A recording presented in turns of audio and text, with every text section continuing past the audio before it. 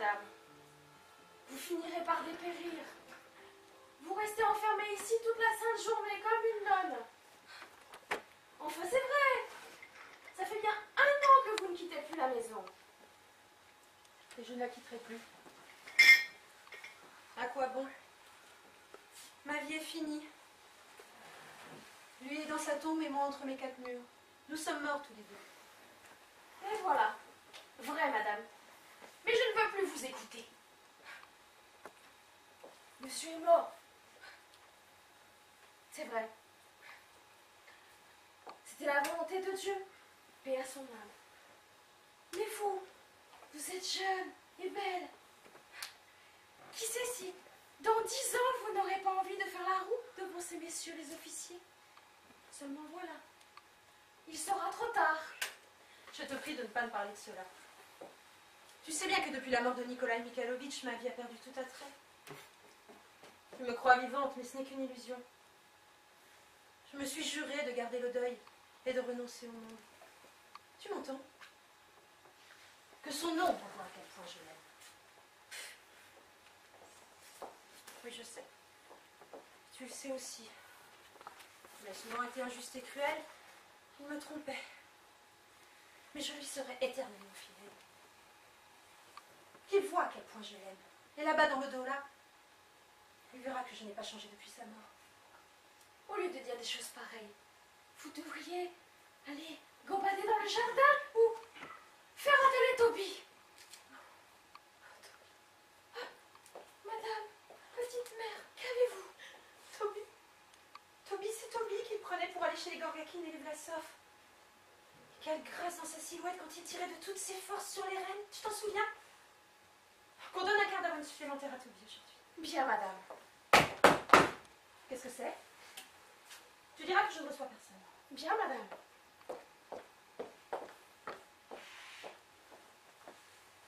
Tu verras, Nikolai.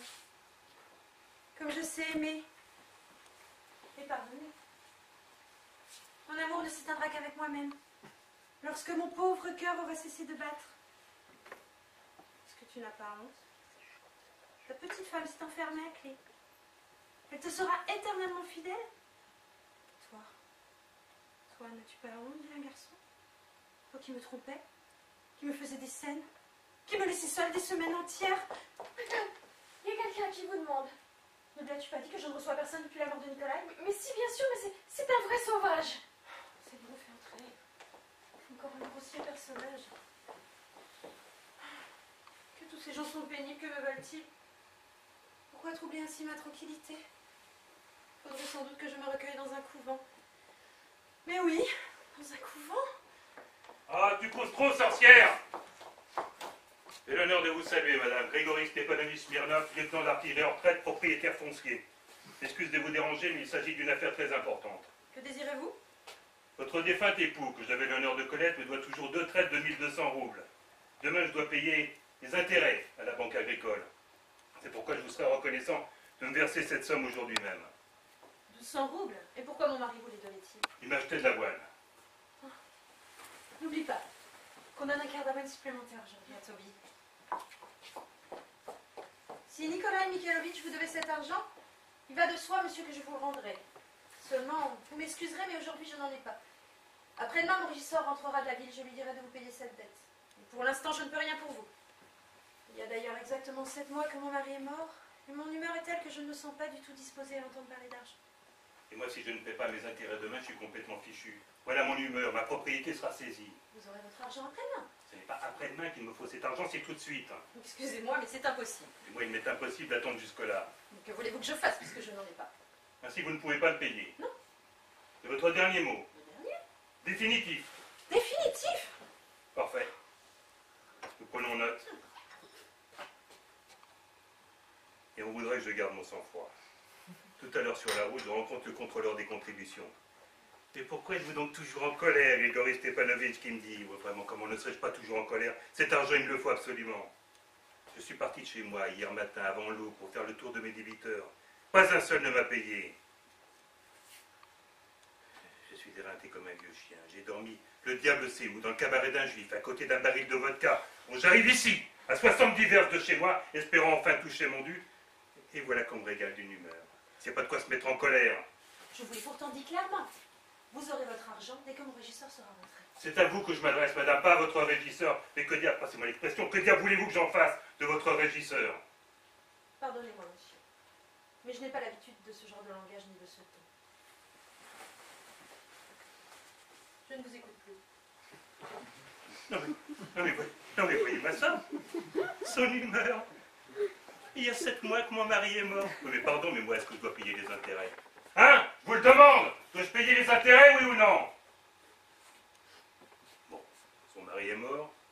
Madame n'est pas disposée, madame fait du chichi, son régisseur est parti, que le diable emporte celui-là. Et moi, que dois-je faire?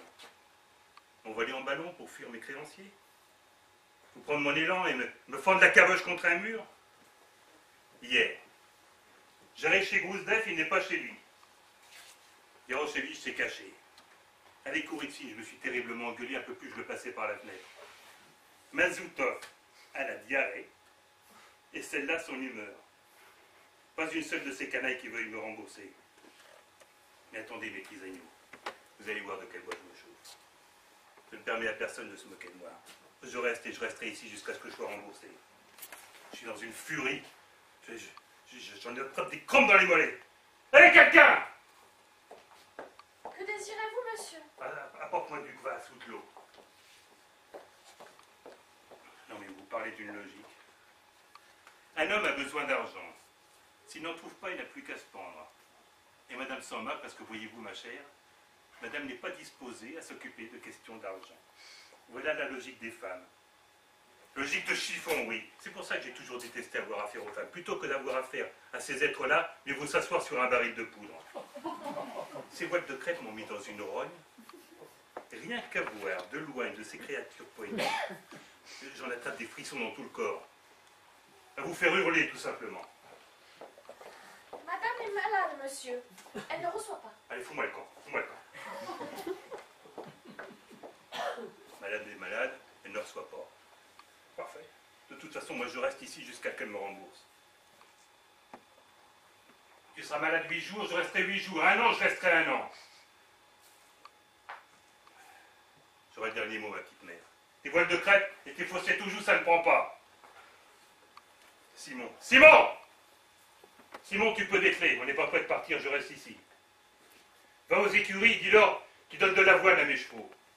Bourreau d'imbécile, tu vois pas que le cheval de trait s'est encore empêtré dans les rênes? C'est rien, tu vas voir si c'est rien. Mauvais tout ça. Fait une chaleur à crever. Personne ne veut me payer. J'ai à peine dormi cette nuit. Et par-dessus le marché, les voiles de crêpe et l'humeur de madame. J'ai assez mal de crâne, moi. Prendrais bien un petit coup de vodka. Hé, quelqu'un! Que désirez-vous, monsieur? Apporte-moi un verre de vodka. Je suis beau à voir, tiens. Couvert de poussière, les bottes sales, pas lavées, pas peignées, la paille plein mon gilet. Qui sait si la petite dame m'a pas pris pour un bandit?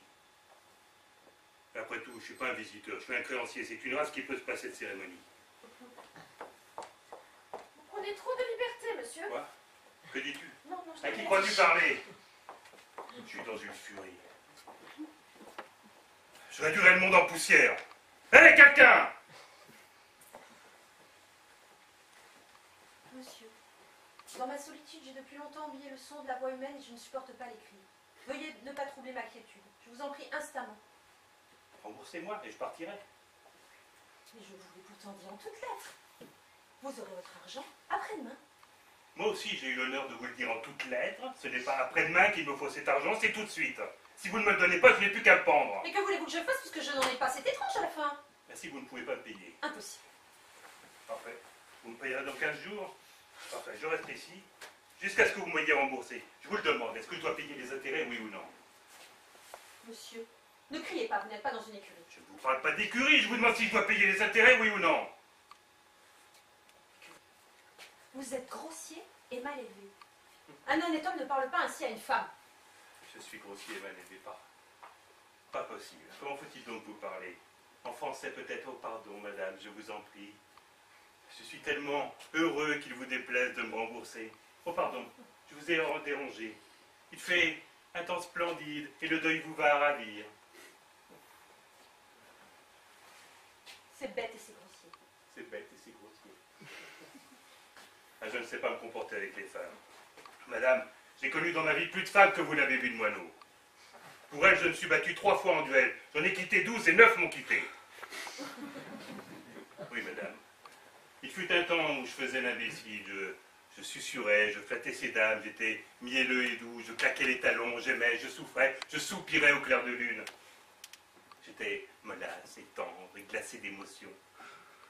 J'aimais passionnément, follement, de toutes les manières possibles que le diable m'emporte. Je débitais des sornettes comme un perroquet sur le droit des femmes.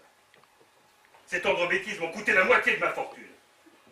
Mais aujourd'hui, votre serviteur, madame, on ne m'aura plus, yeux noirs, yeux ardents, lèvres vermeilles, fossettes aux joues, lune et roucoulement, je ne donnerai plus un copec pour tout ça.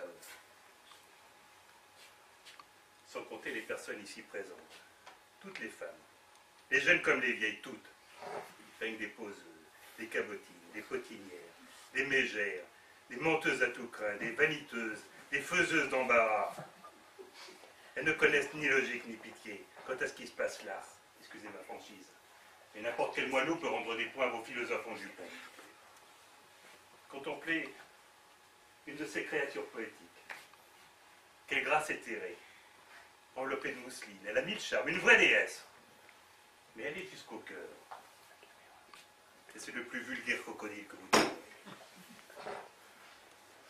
Et ce qui me révolte le plus, c'est que ce crocodile s'imagine, Dieu sait pourquoi, que son domaine, son privilège, son monopole, c'est l'amour.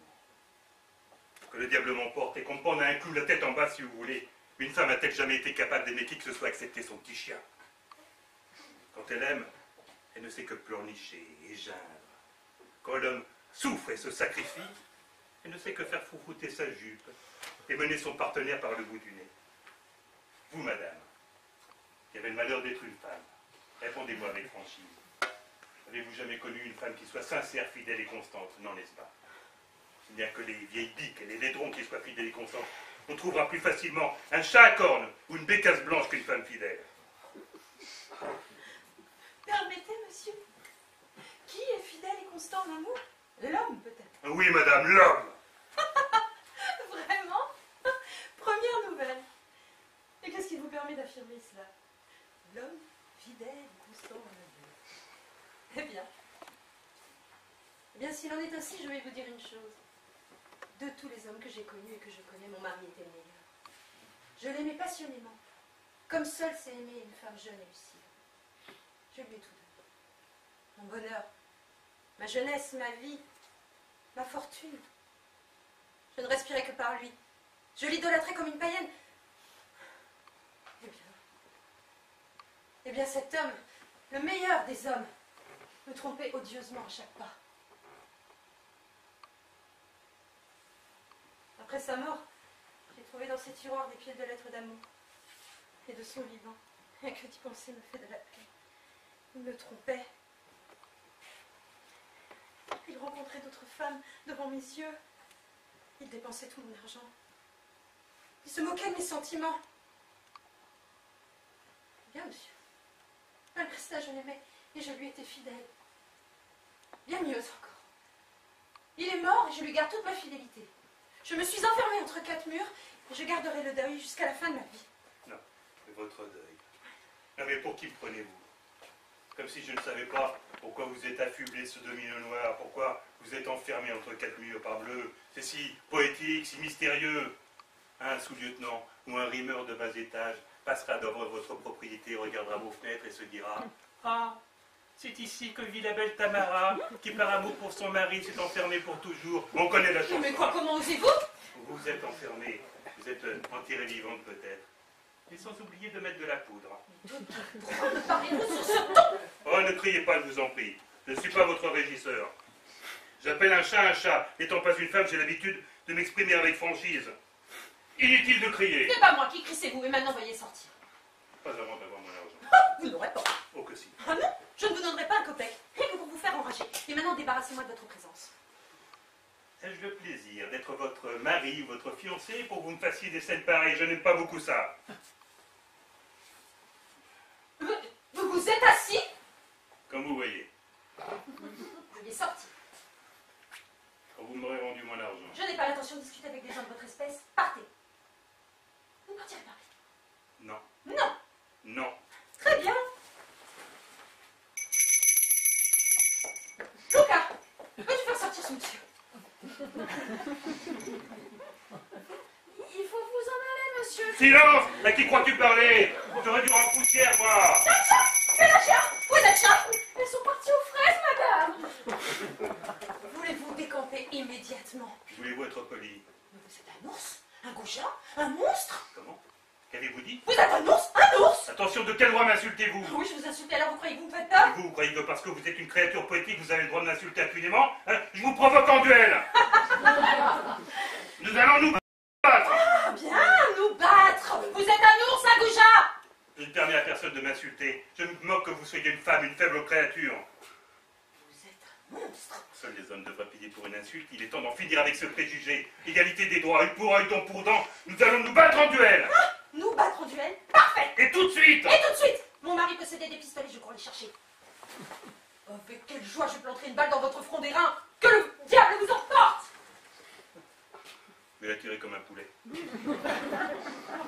pas un blanc-bec, moi, pas un gamin sentimental, moi, les faibles créatures, je m'en balance. Nous battre en duel, voilà ce que j'appelle l'égalité des droits, émancipation des femmes. Pas de différence entre les sexes, je la tuerai par principe. Mais, quelle femme, hein?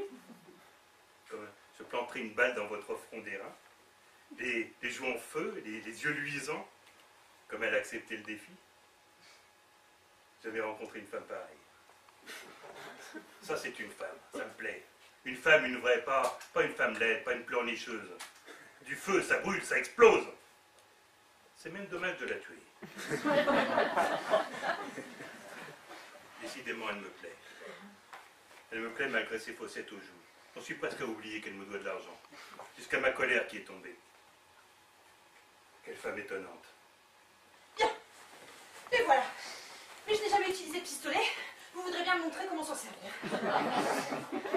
Eh bien, madame, il existe plusieurs marques de pistolets. Il y a les pistolets Mortimer à capsule, particulièrement recommandés pour le duel. Les vôtres sont de la marque Smith & Wesson, à triple coup, avec extracteur excellent pistolet. Ils valent au bas mot 90 roubles la paire. Il faut tenir l'arme comme ça. Comme ceci. Parfaitement. Ensuite, vous levez le chien. La tête légèrement en arrière. Le bras bien tendu. Et puis, vous appuyez sur ce petit truc. Et puis c'est tout. Règle principale, ne pas s'énerver. Visez sans se presser. Et veillez surtout à ce que votre main ne tremble pas. Bien.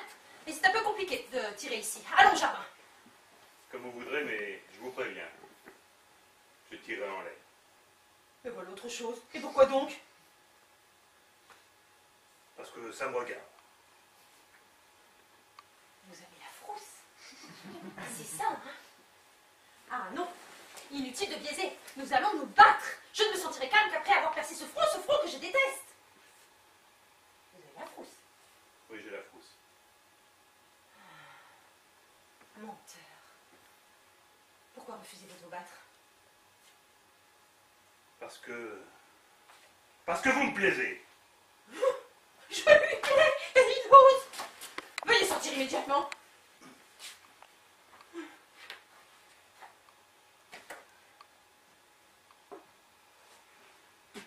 Écoutez, vous m'en voulez toujours. Moi aussi, je suis terriblement fâché, mais comprenez-moi. Il m'arrive une chose idiote. Comment dire? Vous me plaisez. C'est ma faute à moi si vous me plaisez. Je suis presque amoureux de vous. Ah, rien, je vous déteste. Mon Dieu, quelle femme, jamais rien vu de pareil. Je suis tombé dans le piège, fait comme un rat. Reculez ou je tire. Et bien tiré. Si vous saviez quel bonheur ce serait pour moi de mourir sous le regard de ces yeux merveilleux. Mourir d'un coup de pistolet tenu par cette petite main de velours. Réfléchissez. Décidez-vous immédiatement. Si je sors d'ici, nous ne nous reverrons plus jamais. Je suis d'origine noble, honnête homme. J'ai 10 000 roubles de revenus.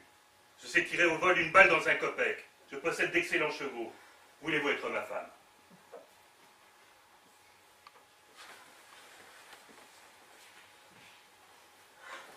Nous allons nous battre sur le terrain. Mon Dieu, j'y comprends plus rien, je deviens fou. Sur le terrain. J'ai perdu la tête. Je suis tombé amoureux de vous comme un gamin, comme un collégien. J'ai quitté 12 femmes et 9 m'ont quitté, mais je n'en ai jamais aimé aucune comme je vous aime. Je me sens liquéfié, dissous, anéanti. À genoux comme un idiot, je vous offre ma main. Quelle honte, quelle dérision. 5 ans que j'étais plus tombé amoureux de personne. Et me voilà, encore dans ce pétrin. Je vous offre ma main, c'est oui ou c'est non. Vous ne voulez pas de moi? Envie. Attendez. Eh bien, Oh non, partez, partez. Oh bien non, ne partez pas. Mais si, partez. Partez, je vous déteste.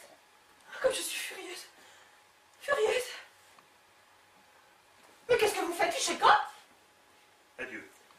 Mais oui, c'est ça, partez. Oh non, ne partez pas, où allez-vous? Oh, comme je suis furieuse. Furieuse. N'approchez pas. Je sais pas. Et moi aussi, je suis furieux contre moi-même. Tomber amoureux comme un potage, me mettre à genoux. Et je vous aime. Bien besoin de cette histoire. Demain, je dois payer les intérêts. Nous sommes en pleine fenaison et vous voilà, vous, par-dessus le marché. Je ne me le pardonnerai jamais. Arrière, je vous déteste. Nous allons nous battre. Sans partir.